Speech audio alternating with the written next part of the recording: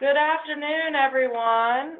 Welcome to the 2018-19 Discipline Data Reporting in PowerSchool. Today, Dr. Ken Gaddis will be presenting this information about discipline data reporting in PowerSchool. Also in the room, we have Jennifer Watson, and speaking, this is Tiffany Kinney with the Home-Based Professional Learning Team. Ken and Jennifer are with the Center for Safer Schools, so they'll be bringing this information to you today. Before we get started, I want to do a quick sound check. So if you will please raise your hand, the little hand icon, if you'll click on that, if you can hear my voice clearly. If you can hear me, please raise your hand. All right. Wonderful. Thank you so much. I'm going to put those hands down, and then also, if you can see my screen, it should say be the start of the PowerPoint, the 2018-19 Discipline Data Reporting in PowerSchool. Please raise your hand if you can see my screen. Wonderful. Thank you so much. I'm going to go ahead and put those hands down. Just a few housekeeping items. This session is being recorded. If you will give us a few days to get this posted on the NCSIS website, we will get this out to you within the next few days and posted under recorded refreshers. Also, if you have questions during this webinar, you should see a space where it says questions on your GoToWebinar little sidebar. If you will type in those questions and send those, I will be monitoring. This is Tiffany speaking. I will be monitoring those questions as they come in. Kim will be stopping periodically to see if there's any questions. That's how you send those in. Also, in your handouts, I have already uploaded the file to it's called Fall 2018 Discipline Data Webinar. It is the PowerPoint that will be presented today, and that is already in the handout section, so you can have that for later to reference back to. All right, I think that's all we have to go over right now. So, Ken, if you want to take it away. All right, thank you, Tiffany. Good afternoon, everybody. Today's session, we'll talk about PowerSchool discipline data reporting. So we have this split up into two very big parts. What is required and how we're going to get that data in there. So let's see that slide on today's session. We'll provide an overview of state discipline data reporting requirements and provide an overview of procedures to ensure accurate data entry in PowerSchool. So we have a couple of source documents I want to mention. The discipline data reporting procedures has got all the information about these requirements and a certain amount of information about the procedures, although there's also some quick reference documents within the NCSIS area that also will describe how to enter incidents, and I have a link to that later on. But this document, the Discipline Data Reporting Procedures, is mostly about what to do and what's required and the codes that you need to use in certain cases. We also have a link there to the definitions of the 16 reportable crimes. You may want to print that out and have it available for data entry people, and especially to principals who have to make that decision whether or not something needs to be reported as a crime. And we'll talk more about that as we go along.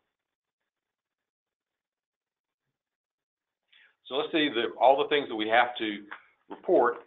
Our requirements are based on federal laws and federal procedures for reporting that come from Office of Civil Rights and other federal agencies, state statutes, and then state Board of Education policies. So here they are. Any of the 16 reportable crimes committed on school campus or in connection with school function. We have a list upcoming with the crimes. Any act resulting in corporal punishment, an in-school suspension, an out-of-school suspension, or an expulsion. Any assignment of a student to an alternative school or alternative learning program. Other specified behaviors regardless of consequences, And I've got 2 slides that have all those behaviors that must be reported, regardless of whether or not the student even receives as much as an in-school suspension. They would still have to be reported.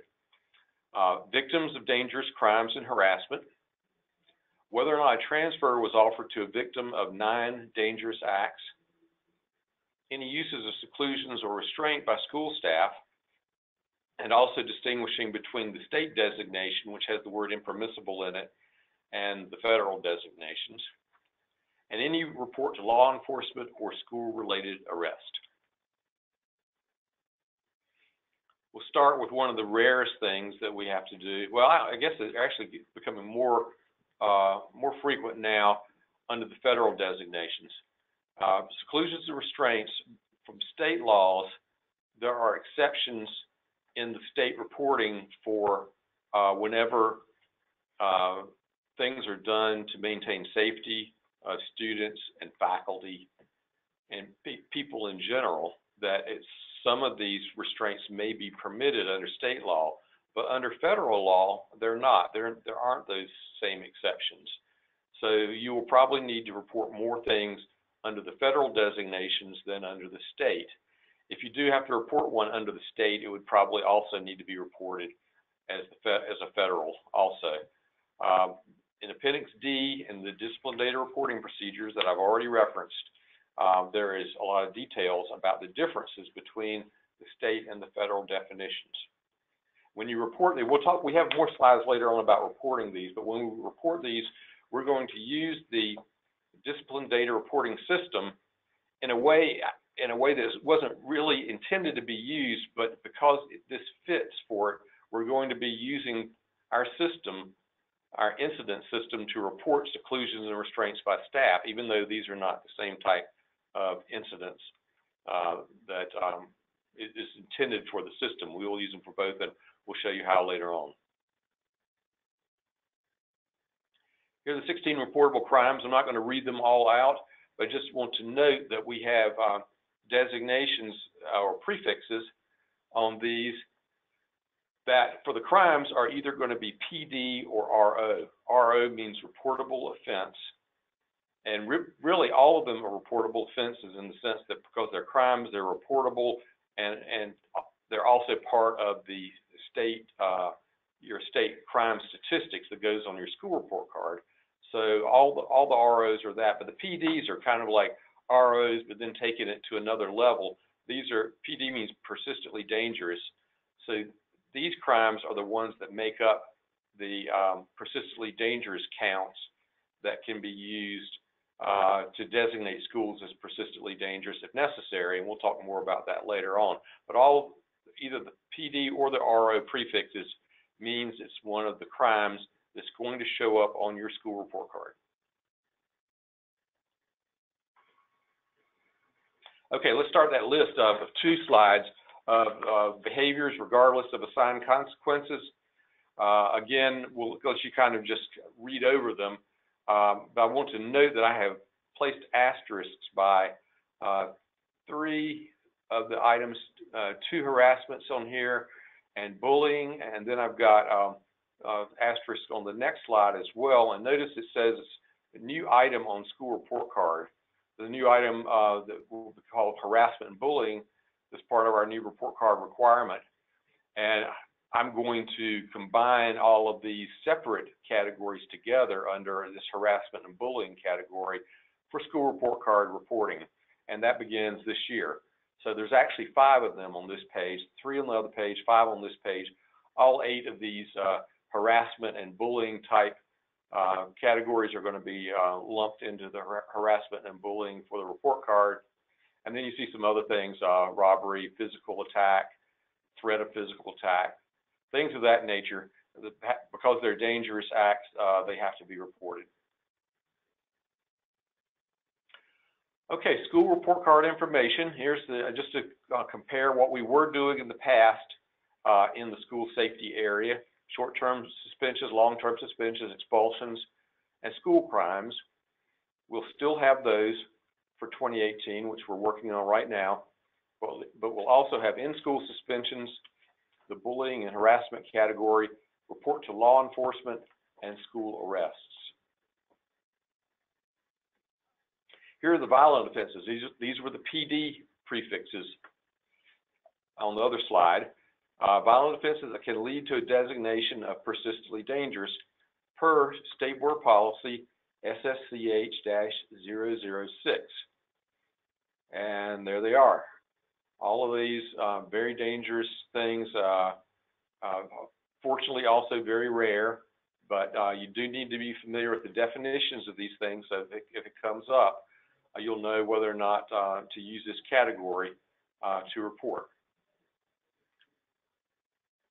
Now, how the persistently dangerous designation works, this is a federal law that was passed back in the 90s that then was adopted by our State Board of Education.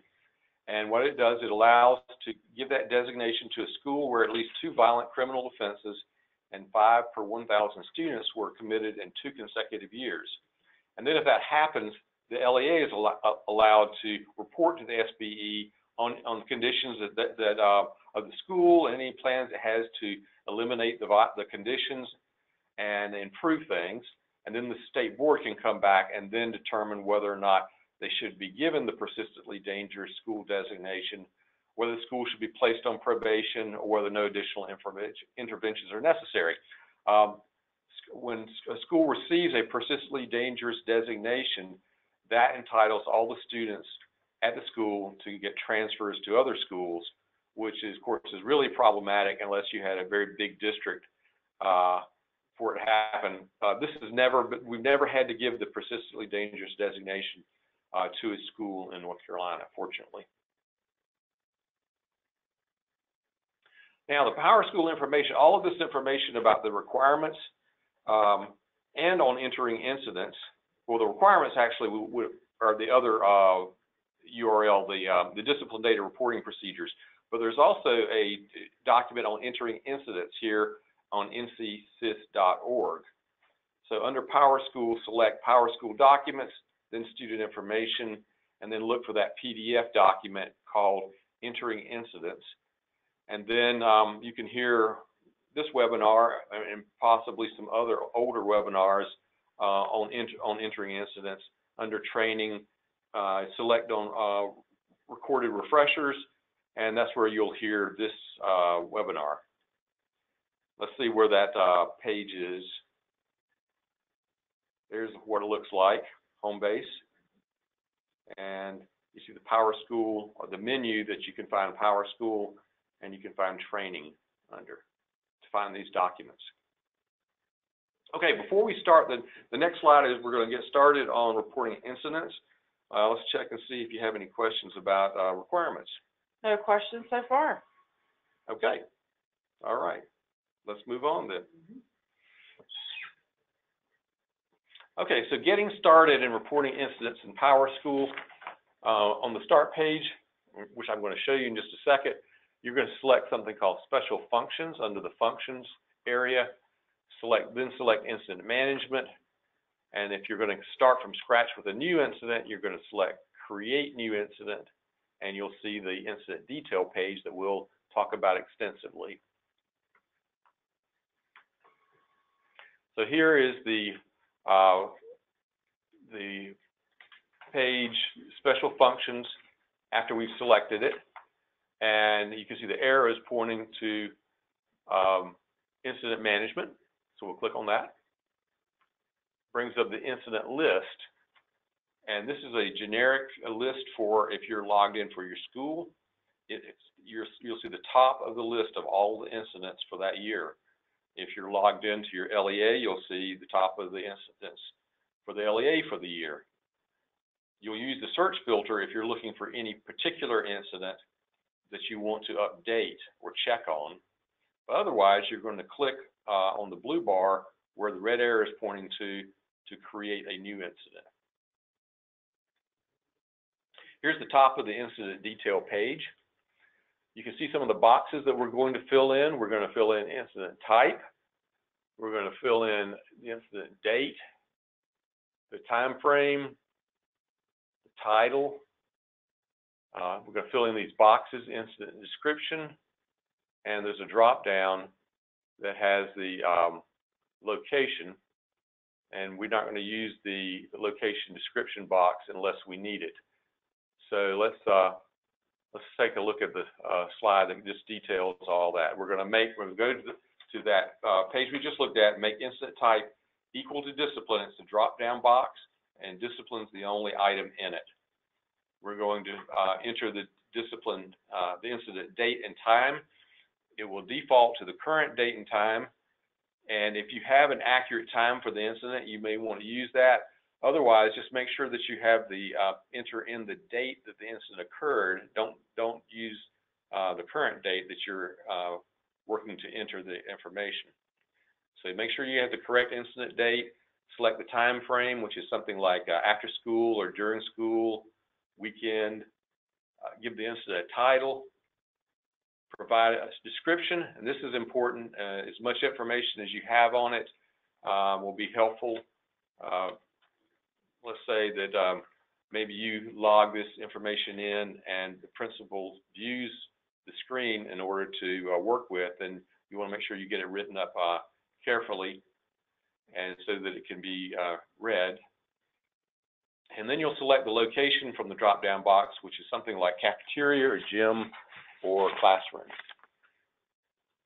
Okay, then you're going to go down to the bottom of the page. So the top part of the page is to say, in general, where this incident happened, what time it happened, you know, what part of the day in general it was, and what happened, a little bit about the incident. Then we're going to put in the data points that's going to help us to track this incident, the participants, and then what happened to the participants. And the participants are generally the offender, and it may also be a victim. I think some people also may use reporters and witnesses, particularly reporters, perhaps, maybe to record the person that wrote up the incident slip.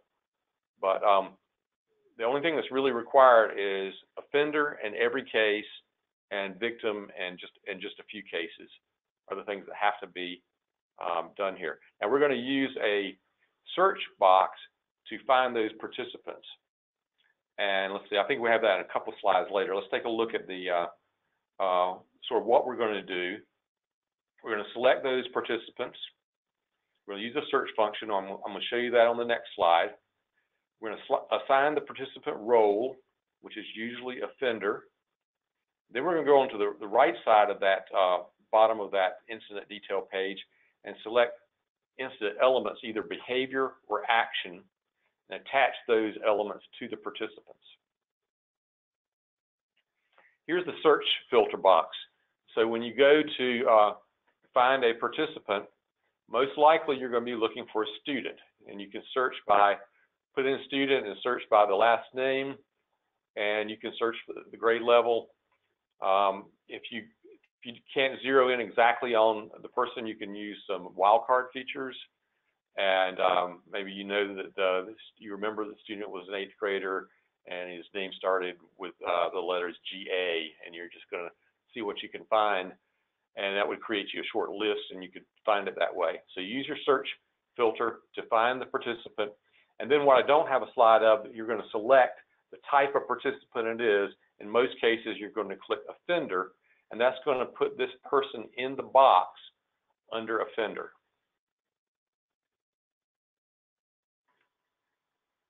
So that person, we're going to do a little pretending here because we don't actually have a person chosen here. So that would put the person in the box under offender, a student. And once we have somebody as an offender, we can go over to incident elements and choose either behaviors or actions. In this case, we've chosen behaviors, and it gives us a drop-down list of all the types of offenses or behaviors that we have listed. And of course, we also have other if you can't find anything that matches up. Notice you can see the prefixes, the PD, the RO. Also, most of them are going to have a UB designation, which is unacceptable behavior. That would be the ones that are below the level of the reportable crimes. So once we select something, in this case, we selected aggressive behavior.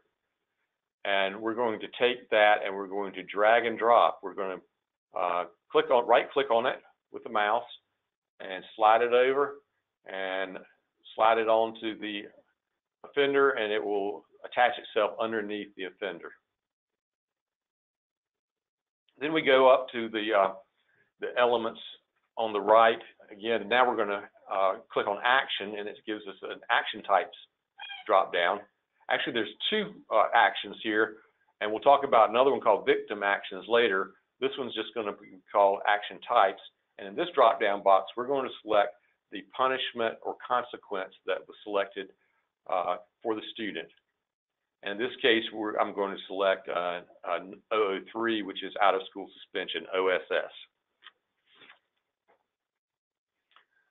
So we've got OSS up there, and whenever we select OSS or ISS, that's going to give us this add action page, which requires additional inputs because we're going to give suspensions of some type, and we have to put this day range in there. So that's what this screen is for. To do that, you enter in the begin date of the suspensions and the number of days in the field assigned duration. Then the system will also put the same number in the actual duration box, and it will also calculate the end date of the suspension based on your school calendar. So if you have a fall vacation in the middle of the 5 days that you're suspending the student, then the system is smart enough not to count those days that are vacation days and only count school days, and it should calculate when the suspension actually ends. The actual duration is something that you can change later on if something happens and you want to denote that, let's say maybe the student transferred or something like that, or dropped out even, and then you would only need to have an actual duration of the number of days the student was suspended while still enrolled at the school.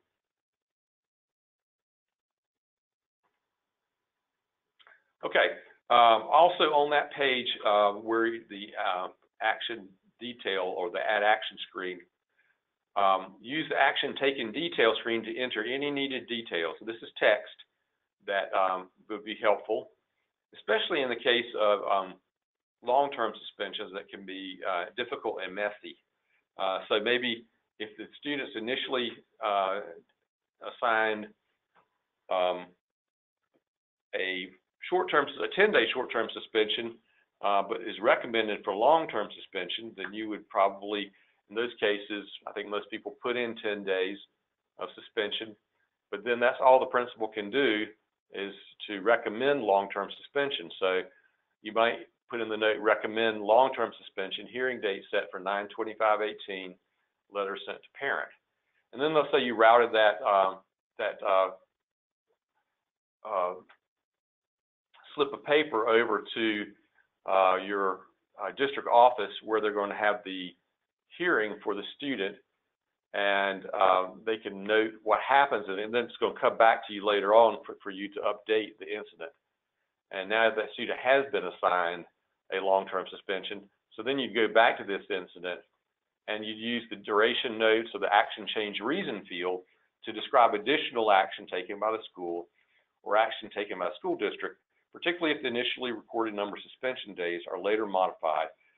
An example duration note might be hearing held 9/25/18, 20 additional suspension days assigned beginning 9/26, letter sent to parent. Okay, so after you've got all the information, well, this would actually happen twice.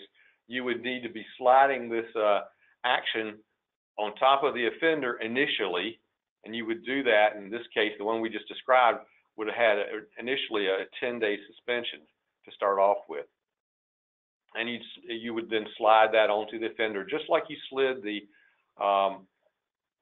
behavior onto the offender. You would drag and drop and put it on there. Now, if what happens that I just described occurred, this would route back to you. You'd go back into this incident later on and update this action and slide it back onto the offender again, which would then be that longer suspension. Okay, so now let's imagine that in that grayed area under the offenders, we have all that information. We have an offender, we have this must be some very aggressive behavior, by the way, because if it's aggressive behavior and he got 30 days of out-of-school suspension, that might have been a little bit excessive, but you never know. Maybe he was a repeat offender. But in this case, this is what I just described, was the offender being placed there, the aggressive behavior, and then the action, and that would be all in the offender field. If for some reason there was a victim in this case, you would then just start the process over again. You'd go up to participants, you'd find that particular student if it was a student, and then you would assign the participant type of victim, and the victim would appear in the victim box. Okay, just to mention, go back again, because the system we had before this, which was NC-WISE, wow, it's hard to remember. But we had NC-WISE, and you used to put in STS or LTS. You would select that. We don't do that anymore. We now just select out-of-school suspension, and the actual days is determined by the length. So if you put in just a plain OSS, and the assigned duration is 1 to 10 days, it would be classified as a short-term suspension. If you put in 11 or more days, it would be classified as a long-term suspension. We do have one question that came in. Okay. Ken, are the ID numbers randomly generated for the incidents that are inputted into the system? I believe for the incidents, I believe they're sequential, and I think it's sequential at the district level. So I'm not sure about that, but that's just based on what I have observed. It seems like they use all the numbers, so I doubt it. I don't think it's random.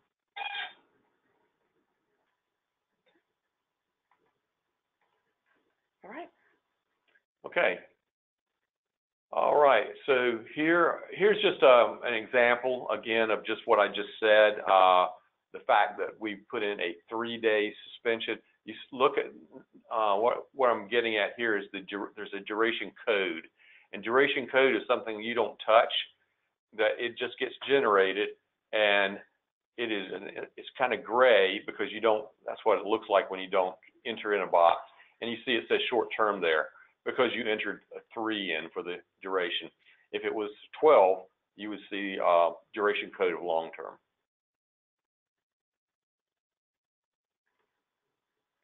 Okay, so this is a little repetitive. I think I've already mentioned this, but when you're entering long-term suspensions, it's going to probably be two-part process. Enter the initially assigned suspension days, route the referral form in accordance with local procedures to ultimately capture any additional suspension days assigned by the district.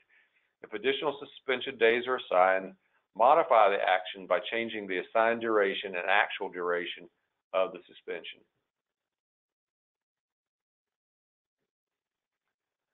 Now, how do we do a 365-day suspension? This is a little bit different because we're dealing with 2 different school years. The suspension occurs in 2 different school years. So how we're going to handle that is we're going to select OSS 365 days as action type, not just OSS. We'll select OSS-365, and the 365 there, of course, means calendar days. They're going to be out of school 1 calendar year. This is usually only given as a punishment for firearm violations. We're going to enter the begin date. And now in order to capture the suspension days, the state needs to report for the current year suspension data collection, enter the number of school days remaining in the school year. The system will generate the last day of school as the end date. And I'll show you how to do that in just a second. The last thing we do is now we're going to have the end date as the last day of school, but the real end date of the suspension is sometime next year. So to document when the student is eligible to return to school, overwrite this date with the correct date from the next school year that the suspension will end. Okay, we have another question that came in about that. Okay. All right. If suspension days are not sequential, should we enter two different actions? For example, a student is suspended for 10 days, but for 5 days, then allowed to come to school to take exams, then serve the remaining days. So they're not sequential. Yeah, you're going to have to get creative one way or the other. Yeah, the system assumes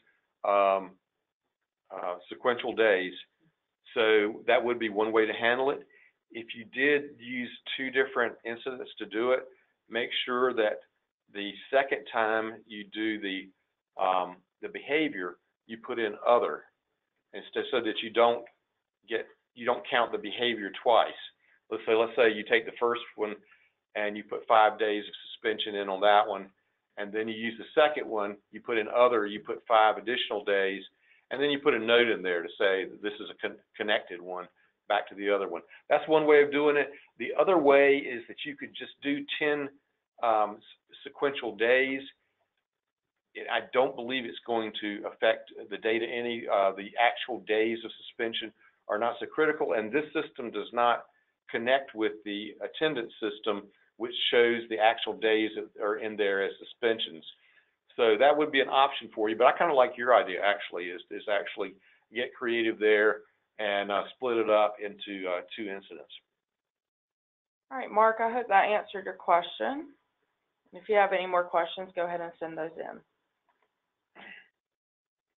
Okay, we're talking about how to enter in a 365-day suspension. Here's the add action screen for that. You see the action code of OSS 365 days at the top. Well, in this case, this incident occurred in 2014, and the begin date was 1/6/2014, and we're going to try to assign all of the rest of the school days here. And you see, we somehow determined there were 97. You could take your school calendar and count all your days, or some other way that you have to magically figure it out. But if you're not sure exactly how many days, you could just guess. Let's say you guessed 98.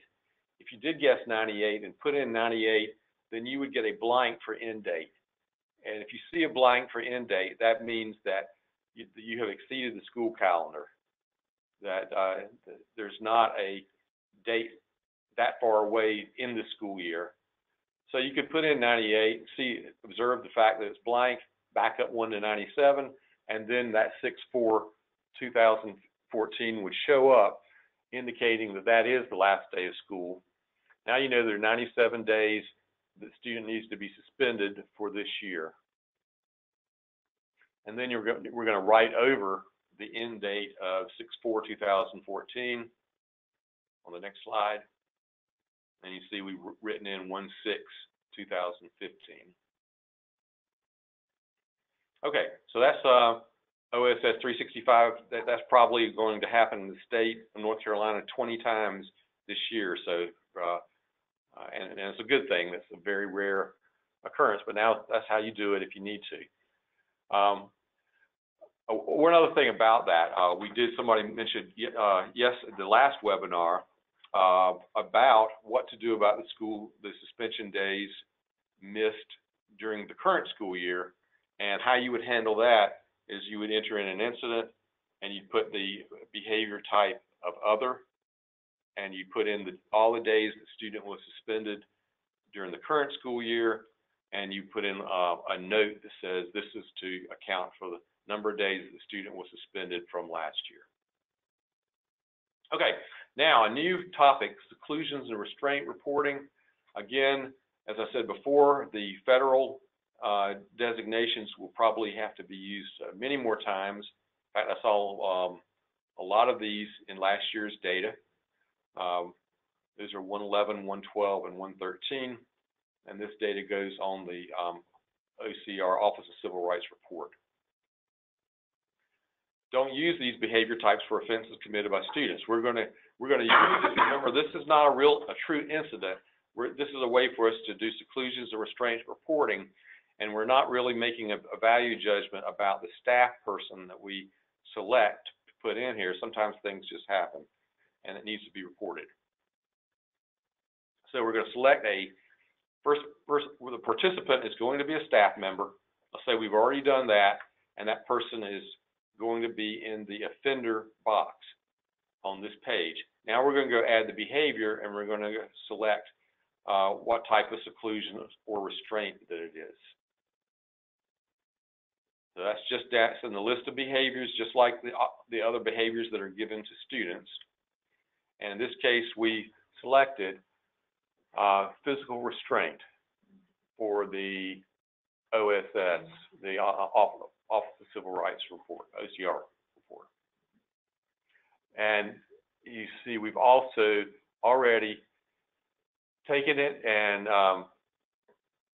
selected it and dragged it over and dropped it under the offender. And I've got Ozella Wiggins, one of our staff members here at DPI, who I'm using as an example here as the offender, the school staff person that used illegal physical restraint.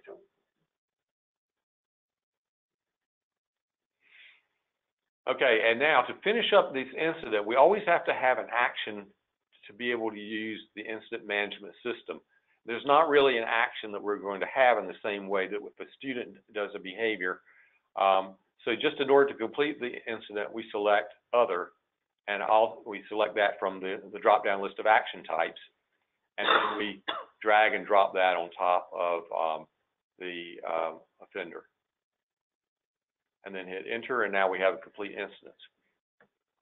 One other kind of rare type of data entry that is used is a transfer offered to victims of violent crimes.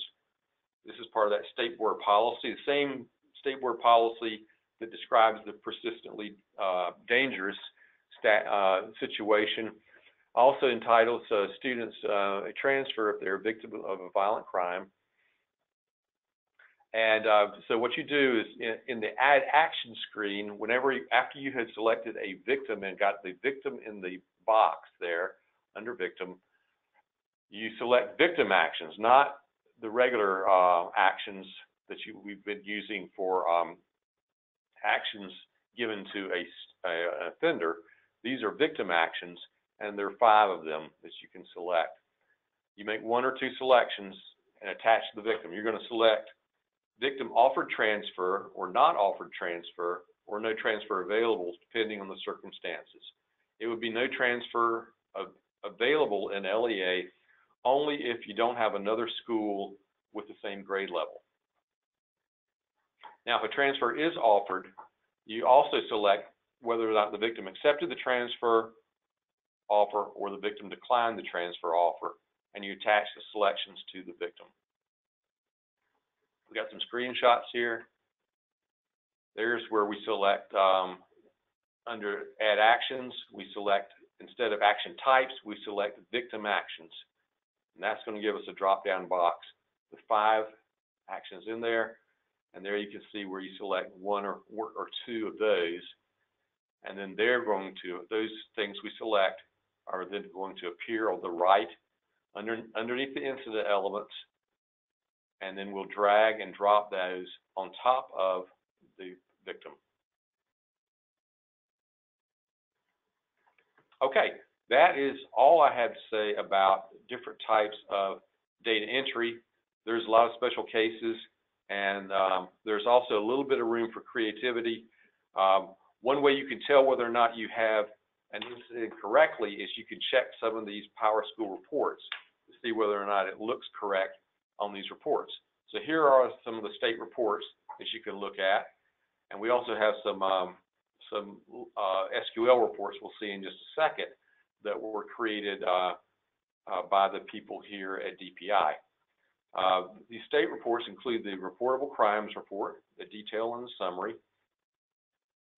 violent crimes, just a summary, reportable actions, that's going to be like suspensions and assignment to an alternative placement, detail and summary reports there. Our transfer offered to violent crime victims, which should be hopefully a very short report there, detail and summary. Impermissible uses, exclusions, or restraints is not a good report now because it only is going to show the state impermissible uses, and that one is going to be far less frequently reported. You will probably not ever have one of those you have to report. So that's not a very useful report at this time. And then finally, the incident detail report is a report of all the incidents, and that's one way to check to see whether or not things look right, because that's like looking directly into your data and seeing what your data is going to look like when it gets transferred up to DPI at the end of the school year.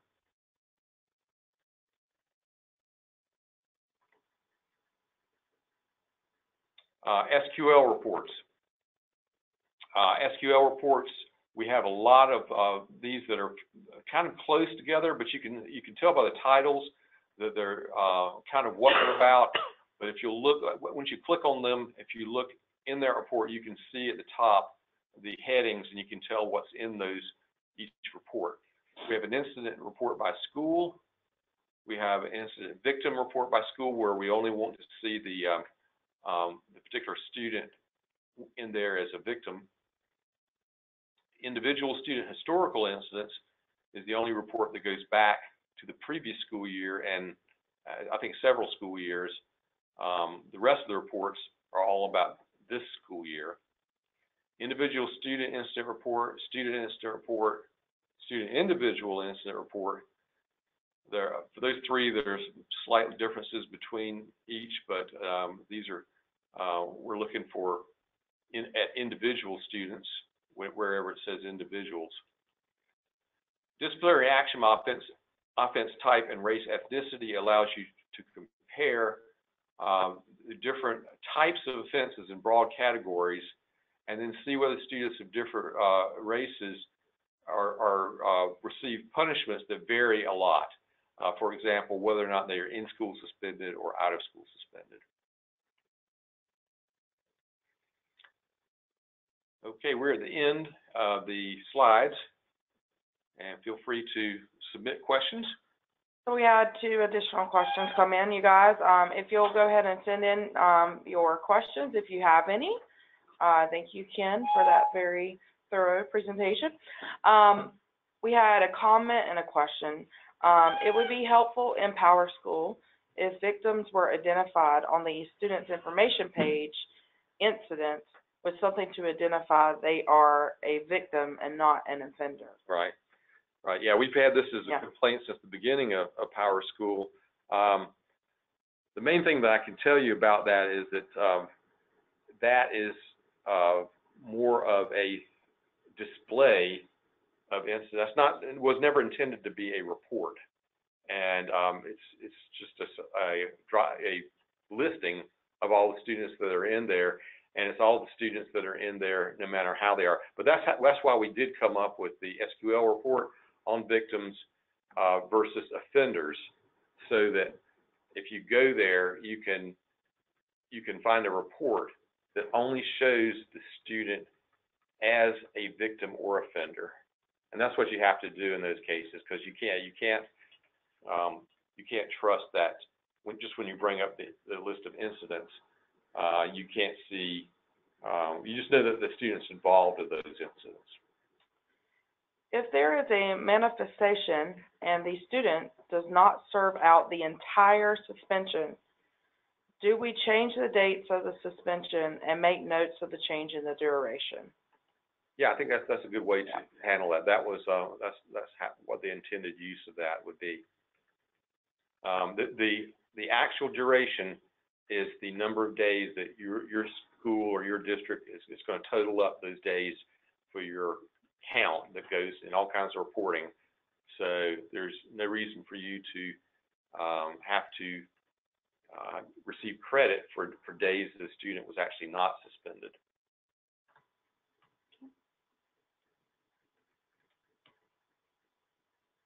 All right. If you guys will go ahead and send in your final questions. Again, this session is being recorded. If you'll just give us a few days to get this posted to the NCSIS website, it will be posted under recorded refreshers. And I can show that to you now just while we're waiting on your last questions to come in. We'll go ahead and navigate there. So this is where it will live on the NCSIS website. Again, that document about entering incidents is going to be on this website as well. So you would just go to PowerSchool Documents, and under Student Information, it's going to be listed as entering incidents. Scroll down for you. Right here on your NCSIS website, that is where the document lives, and it'll bring up the PDF. And I'll just go ahead and copy that address into the chat for you, so you'll have that ready for entering this incidents. There you go. That link is in your chat.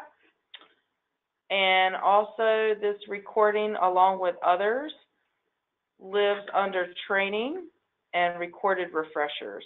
I do believe you will see a couple of the older ones, the archived recordings here, but it will live on this page as well, on recorded refreshers. And of course, our training calendar for any upcoming trainings lives here under training, under calendar. All right. Any additional questions? Well, Ken, I don't see any other questions coming in, so you guys, I will go ahead and give your afternoon back to you. We appreciate your attention. Again, give us a few days to get this posted, and we hope you've learned something today, and have a great day. Thank you.